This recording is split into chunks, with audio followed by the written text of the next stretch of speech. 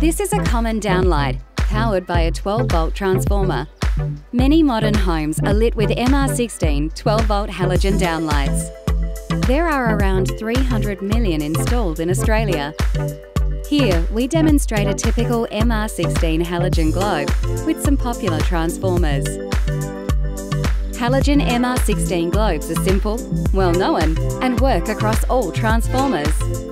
Despite its compatibility benefits, halogen globes use a lot of energy and generate a large amount of heat in your house. With each halogen globe in your home using 35 to 50 watts of power, the combined power usage is substantial. One solution is to upgrade your downlights with MR16 LED globes.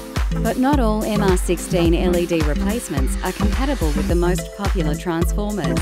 Incompatibilities mean that many LEDs end up flickering, flashing, or simply fail to work. To solve this issue, HPM has introduced a range of MR16 retrofit LED downlights. With all the advantages of LEDs, but without the issues of transformer incompatibility. Best of all, they use between 7 to 9 watts of power.